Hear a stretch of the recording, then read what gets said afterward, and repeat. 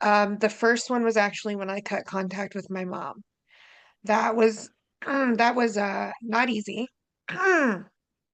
at all because she's the type to try to turn the rest of your family against you. Like she's even 9 years later, like we've been no contact for 9 years, and she's I don't know, sees me healing or sees that I'm doing something good and socially attempts to shit all over it. Like I realized in the 6 months probably following that split with all of the guilt and all of the just monstrosities that were thrown my way, I realized that there are things so deep rooted into my family history that there's generations of displacement and unaware. Mm. And I had this moment where I was like, I can either choose to become that or I can learn how to fight it. And I think that's when I like started really getting into, well, that's when the misdiagnoses actually started for the most part. But that's when I started like trying to find answers about what it is, what's causing the things, why have I had anxiety and depression my whole life? Um, I used to have the blankets pulled off me at 6 a.m. on a Sunday because they were still up from the night before and everybody needs to get up and get to work on the house or whatever, just like not able to rest, not able to I wasn't given the opportunity to be a kid. I was raising my siblings very early and I don't know, it that separation from her was the first time that I really felt like I could step into just being who I am and not being my mother's daughter. Mm. Yeah. Developing your own sense of identity. Yeah, and I was almost 30 at the time. I think last time I saw her, I was coming up on 30. Um, and the second time, um, was actually, just about 2.5 years ago. Um, I went through some medical stuff and really had to think about how I was living my life. And in thinking about how I was living my life and the go, go, go and the massive stack of responsibilities and all of that, I realized that I was not taking proper care of myself psychologically. Um, and so that's when I actually got into BetterHelp. That's when I found Chelsea. Um, and that was initially to help deal with trauma, with childhood trauma. Um, and the stack of medications and diagnoses that I'd had since. Um, And she's the one, after the first year, she was like, I think you might just be wired differently. I don't think this is all trauma. Um, and so, yeah, that was the beginning of 2023. And we didn't reach full diagnosis because you have to go through insurance and everything. We didn't reach full diagnosis until July of last year, June. It's crazy to think it's been almost a year and how much I have like changed about the way that this operates, about the way that my life operates. Like, I don't know. I think I'm going to be a pretty big advocate for labeling for a long time because it has seriously changed how I navigate my life entirely What was that and how my process children are like? navigating theirs. What was like the Huh? process like of like getting diagnosed? Like what was like the testing like or like Yeah. is it So like a Chelsea's a standardized kind of test or yeah, so Chelsea's a therapist, so she had to help me navigate to find the right kind of psychiatrist. mm, It was the third one that I saw. So for my insurance, it's you have to go see your standard practitioner, like your regular doctor. They write a referral, basically, or prescription for you to see a psychiatrist. You pick one in network, you go see them, get a feel for if it's it. Um, I had already been prescribed a whole lot of stuff at that point. Um, so I kind of almost immediately turned away from, like you did, from the, oh, SSRIs, SSNIs, like immediately. Like, I don't need that. Mm-hmm. It's never worked. It's not going to Mm-hmm. work now. I don't want to spend 8 to 12 weeks trying this medication and then have you change the dosage again. And then 6 months later, I'm a fucking zombie Yep. still on the same medication that hasn't worked the whole time. Not to Uh, mention all the other physiological side effects that always come with that sort of thing. yeah, yeah. So there was, I did an initial questionnaire. I believe it was the RADS test was the first one I did. And that one gives you kind of a diagnostic yes or no if you're a neurodivergent. Um, and then from there, we dug down into like what the issues are. Um, and then Chelsea switched up my entire because they don't there's no medicating for that. It's literally just labeling. And that's another reason that I don't see a downside to it also because there's not the only thing that you're going to get is a label and some support systems, you know. Uh, that's the other thing. Like, I do think there's a lot of people that get misdiagnosed for ADHD, depression, anxiety, etc. And the pharmaceutical companies make a shit ton of money off that. And we Mm-hmm. become dependent to drugs and all the things. Mm-hmm. Um, but for autism specifically, I think I'll be a huge advocate of that, of getting properly diagnosed for that for sure. Um, I did it was two different tests. I also though did the MMPI, which is not a common test to take. That one I actually paid to take privately.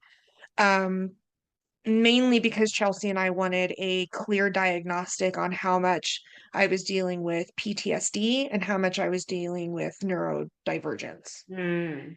And it's like So those two 700. things can overlap a lot in like how they present, huh? Correct. Yeah. Yeah.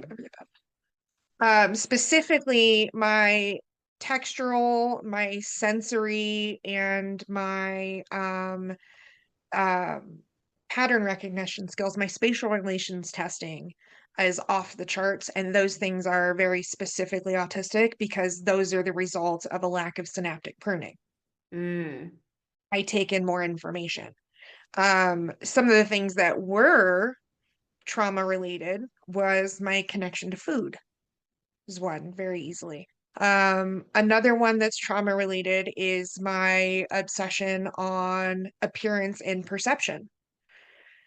Because a lot of autistics, I actually read something about this the other day. This lady was saying that throughout her adult life, the only reprieve she ever had from being autistic was moments where she was alone and wasn't being perceived.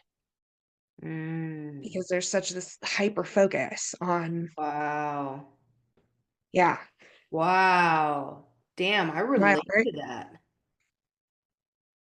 Yeah, Whoa. yeah. So we did get a good, and it's like a 764 question test and gets into very fine-lined diagnoses. What if you're It's really ADHD? How do you sit through that many questions on a test?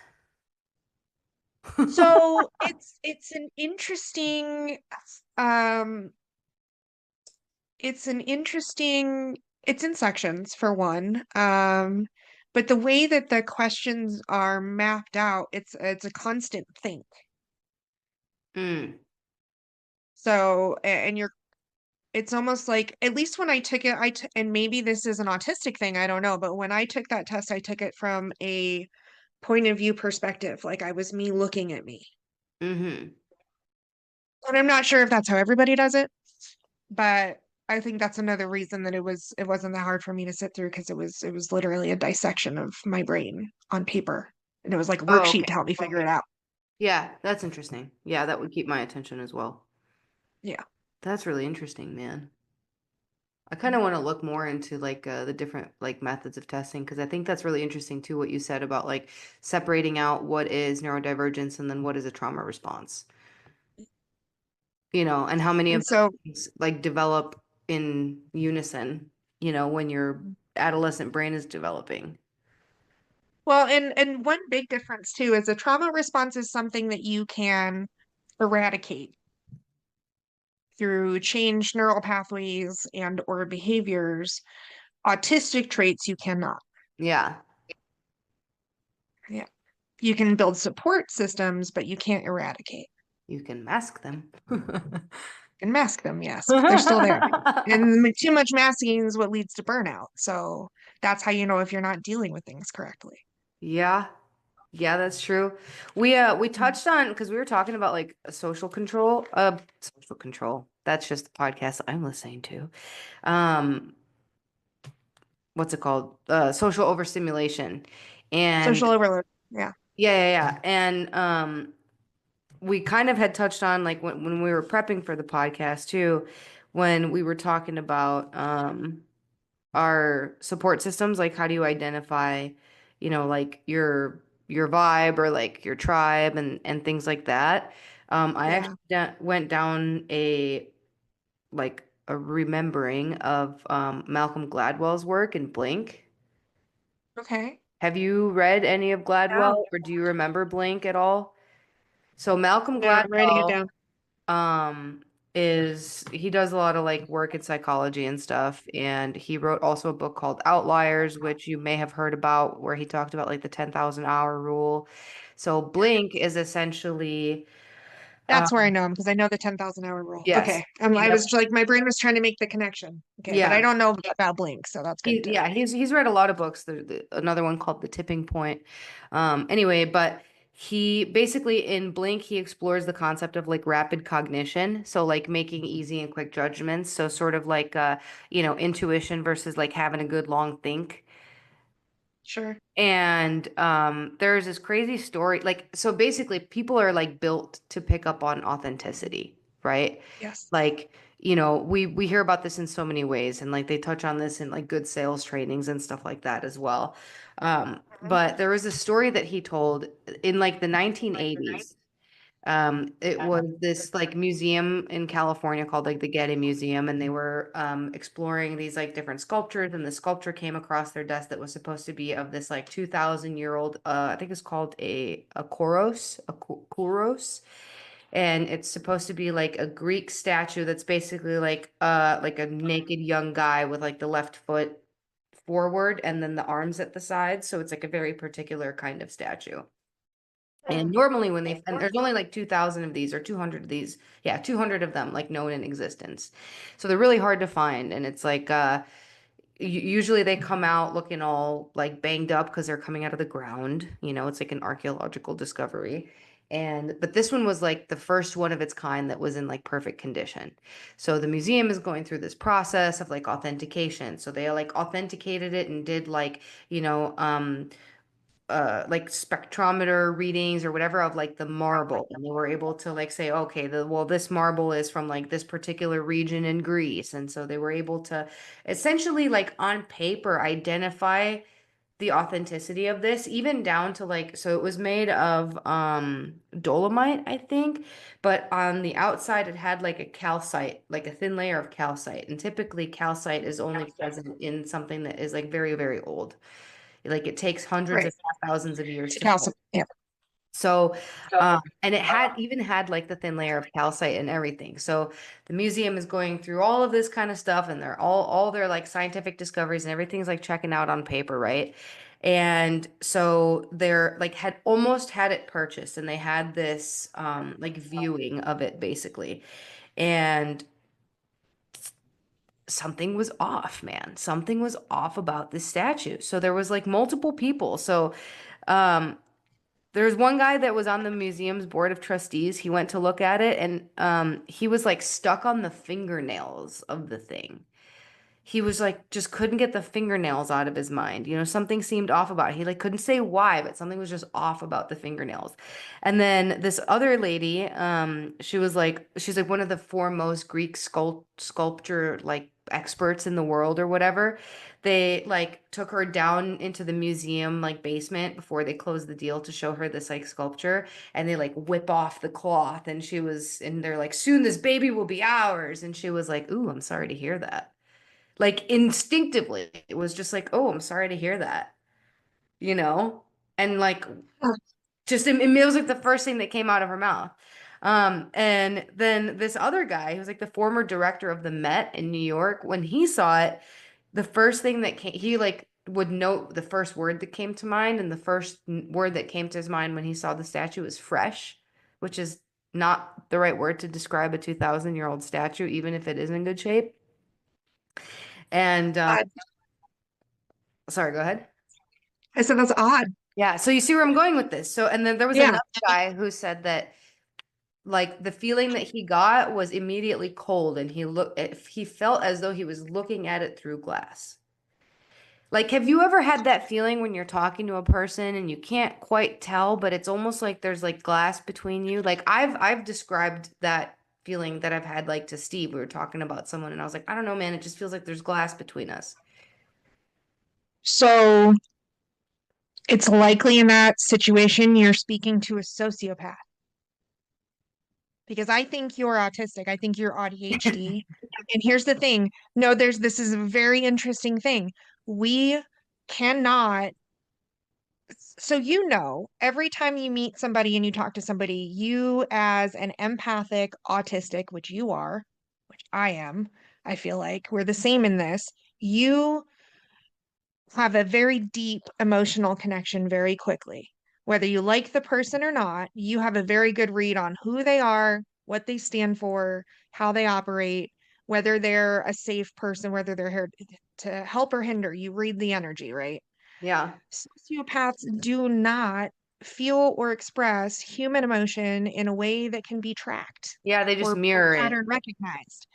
Correct. So it Yeah. feels not only inauthentic, like a narcissist would feel inauthentic to us, it feels completely detached or devoid. Yeah. Why they feel like glass. I Yeah. I always get really, really like I will steer clear of anybody because I get that exact feeling. It's like there's a full blown.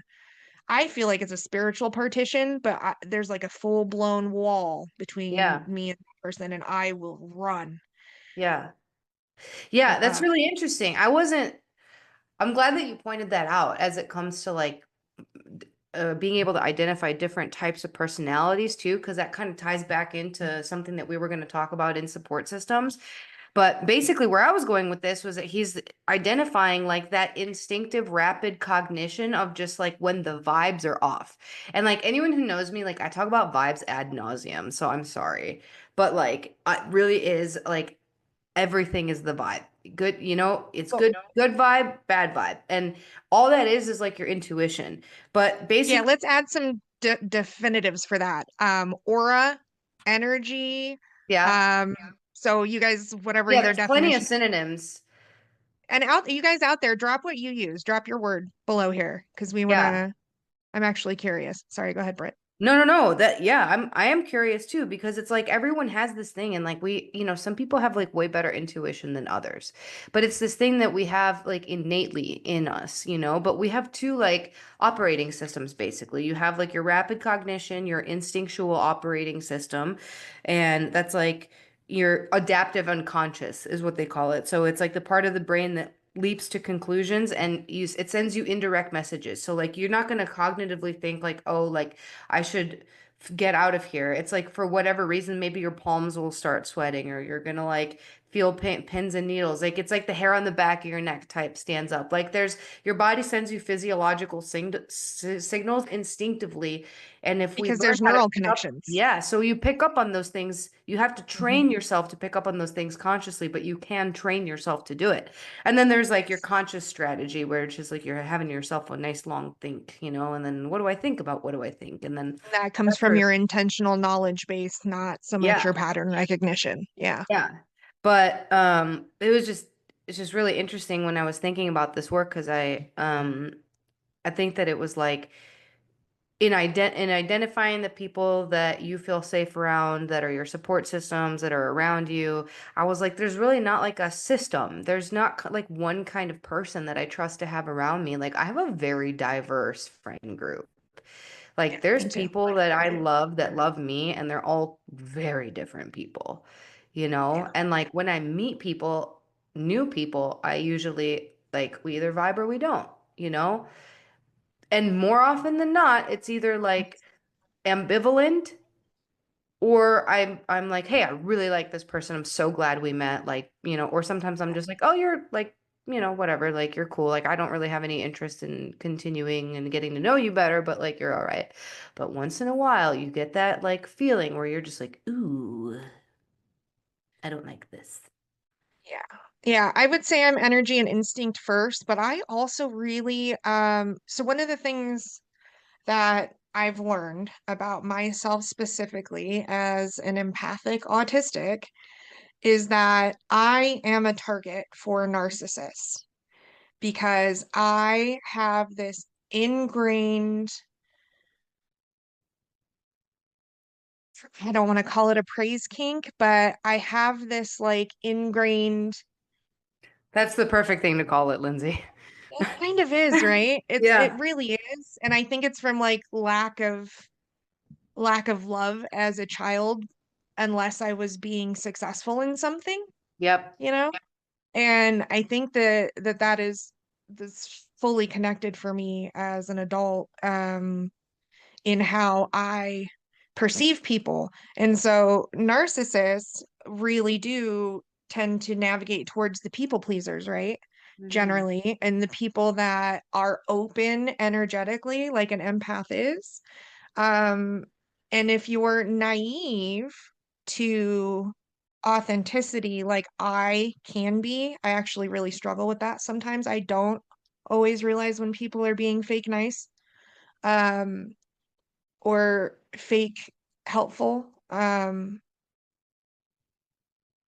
Yeah, Those sorry. people, I feel like they I don't was about to get always emotional. know it either. Yeah, so I then will lean into the actions versus words. Hmm. So like if I'm like I will have to look at multiple facets of a person to figure out if they are, I can't just rely on the energy because energy can be faked, um when you're real good at it, like the Hmm. textbook narcissist would be.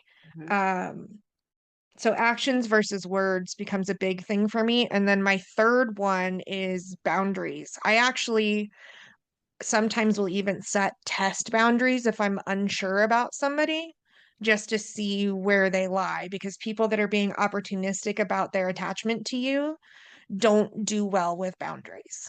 Oh.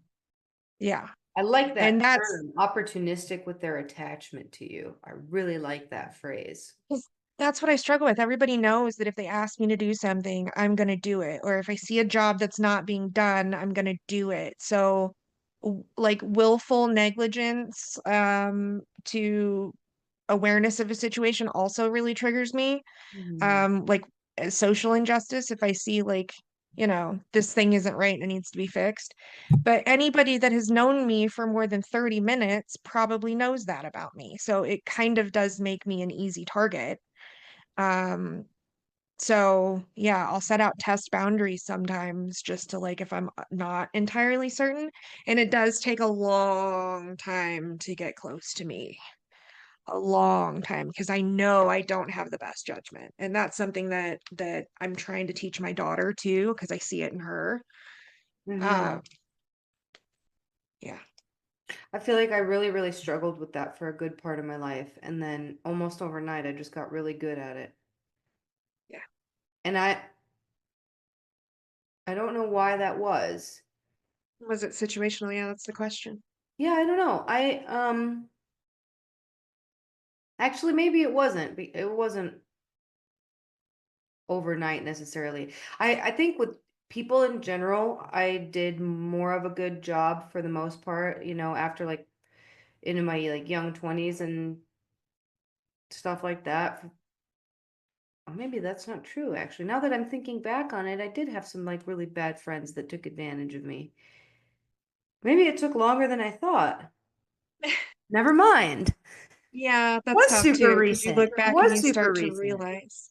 Yeah. Because I was thinking, I was like, maybe it was after I lost my dad. And I think that and I was like, maybe from a friend perspective, that's when I stopped getting taken advantage of. But I had some situations after my dad passed away that proved that not to be true. And then basically until I met Steve, I struggled with like narcissistic loser boys, you know? But I do remember like, yeah, This never, applies never mind. professionally I don't too, know though. anything. This does apply professionally too. Yeah. And especially, oh God, having been in the solar industry, Hmm. figuring out who you can trust to work with, who's going to Yeah. pay you. I mean, the amount of money that I'm owed by people across the industry is like ugh, Yeah. I'm upwards actually of 8 really lucky in grand. that sense. I'm not owed anything. I had a really good Yeah. experience in solar and I worked for a really great company at Sunder and my Only your personal first couple weeks experience. were rough. Yeah, but I didn't know anything. I had no attachment really. I didn't care, I was only at first place for like 6 weeks and I was like out of town for two of them or something. And so I just like came back and was like, "Oh, we're here now." I was like, "All right, cool." Like I didn't, you know what I mean? I didn't And you got really lucky because you I had got such a so great lucky. team. Yeah. Team Tina Yeah. Yeah, dude. Team Tina and and Daniel. Daniel, and Yep. even in the beginning, like Juice and Berto before they split off and went to Mhm. Oregon or whatever it was, and dude, Steve Cohen. Yeah, I had a lot of great leaders there. I didn't really truly get lucky until recently with TriSmart. Yeah. Yeah. Yeah.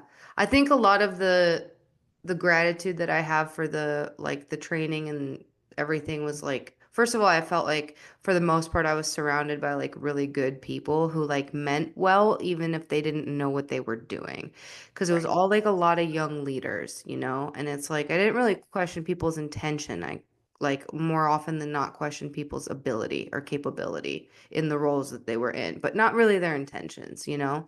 And the other thing was I felt like I got a really good like overall exposure to like just general like education, not just But personal that's development, you but as a like human. well, yeah, but also like really good trainings and like people who would recommend books and like, I felt like I still I think mean, you you have to sought a read the lot of books that that you're though. recommended.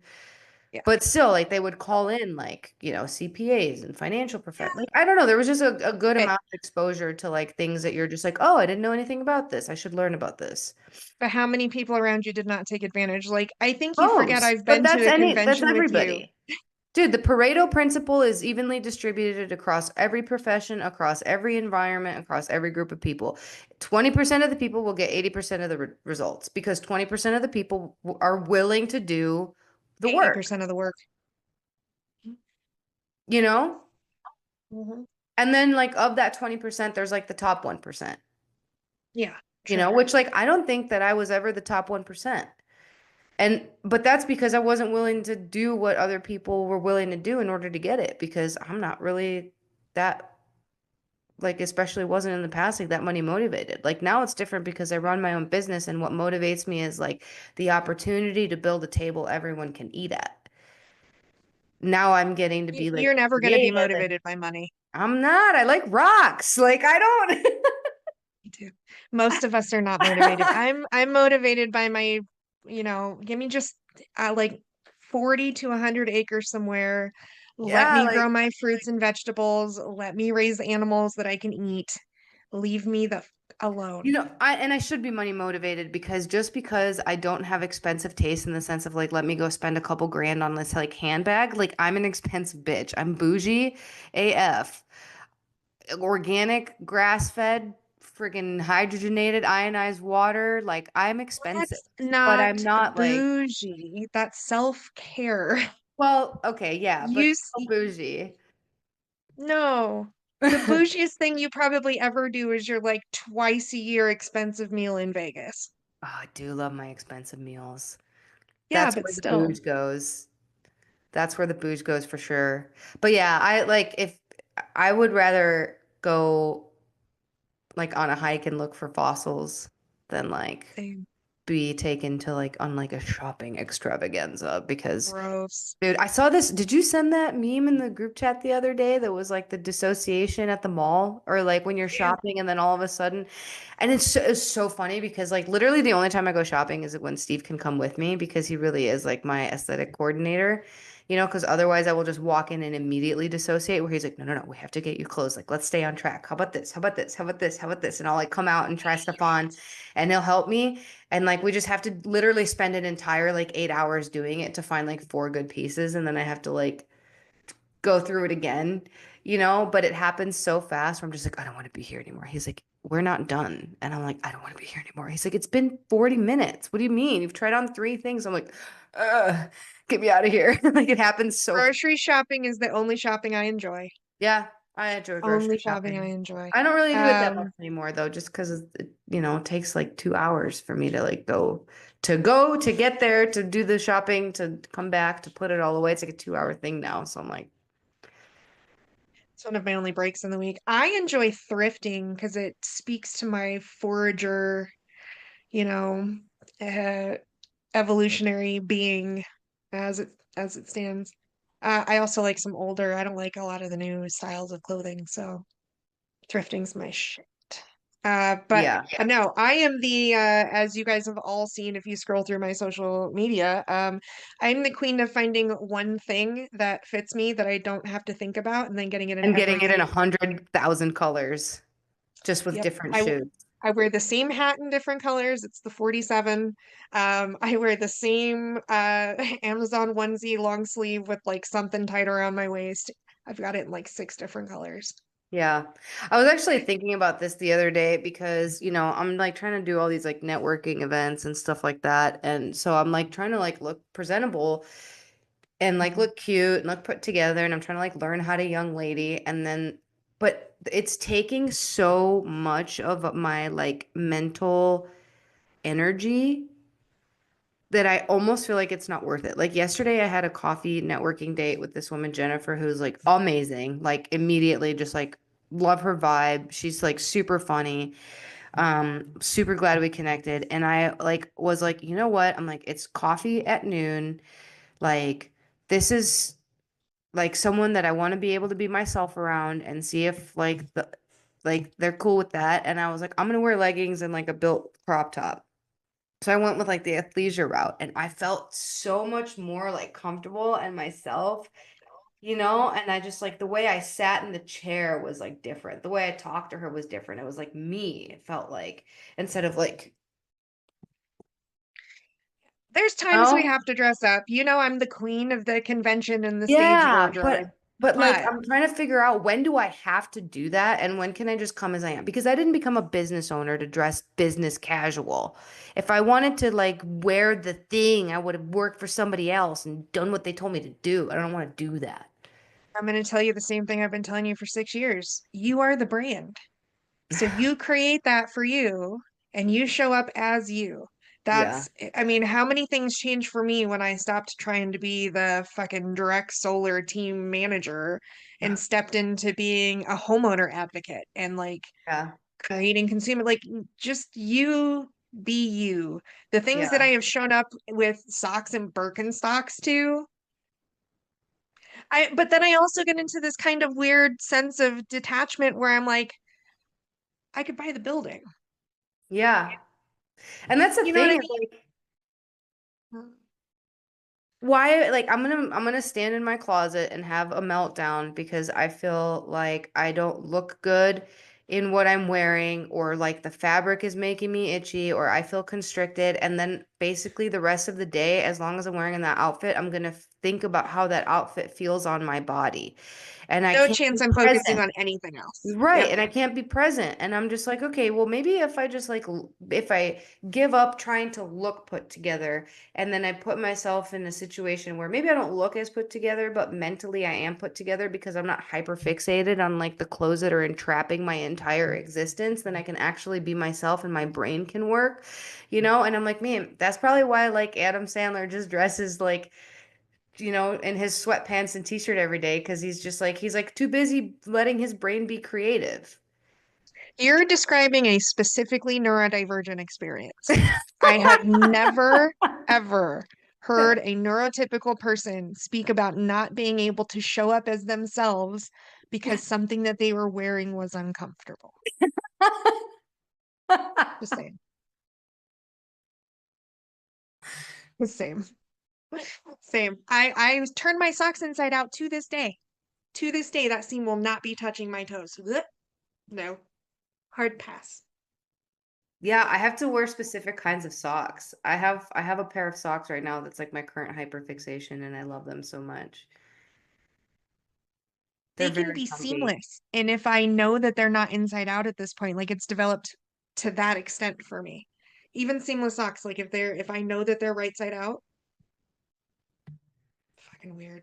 I I've never cared if they were inside out. I've cared if they were falling down. Okay, If they're yep. falling down inside my shoe, the world is over until I can get this situated. And if my sock gets wet, yo. If any of my clothing gets wet, it's coming Yeah. off. Like, no. Yeah. You know what Mm-mm. I also hate when you're like washing your face and the water runs down? And I know they make the little cuffies for that, but like I also am not gonna be bothered to like put an extra step in my hair, like skincare routine and put these little cuffies on. Like I'm not gonna do. I know there's a solution to my problem. So y'all watching this, tap in because that really bothers me too. Does the water running down your arms when you're like washing the face bother you? Because I will literally stand at my sink and completely get topless to wash my face Dude, me because too. I Sometimes I'll go in the shower just to wash my face and Steve's like, "You just showered. Like, why are you showering?" And I'm like, "It's just easier to wash my face in the shower." And he's like, the water "What?" can be running over my whole body as long as it's not Yeah. just a couple drips going down my arms. Yeah. Make that make sense. Yeah, or like if I'm sweating, if I'm hot while I'm getting ready, I'm pissed. Yeah. Oh yeah. Oh yeah. If I sweat and my clothes get wet, I'm changing. Yeah. That Mm-mm. was me getting ready today because it's officially like hot, humid allergy season in Texas. It snowed in Las Vegas yesterday. Are you serious? Snowed in my house. Yeah, I posted a video. Really? Yeah, yeah. It was almost like slurry-ish, but every few minutes it would be like You snowflakes and always then a little get bit of you rain. you get the snow because you're at the higher elevation out by Mount Charleston, so you get cool weather up there. I Yeah, didn't it's really like get 10 any to snow because I 15 was more in the degrees valley. colder. Yeah, yeah, yeah. A couple of years ago, I think it was 2 years ago, March, we got like 4 inches one night. Like I've got videos where it's like on my solar panels. Yeah, yeah, I Mm, remember that. I didn't. mm, I had like a thin blanket out by me, but I do remember there was like quite a bit of snow. I also remember that when Steve and I first started dating, I was out of town. I think I was on the Solar Blitz in Idaho with Team Tina, and he was watching my place and he was watching Little Dog, and there was like a flood. And my like do you remember how my old condo was where I had like the little balcony and then I had the sliding balcony door? Apparently like a enormous amount of water like had come in.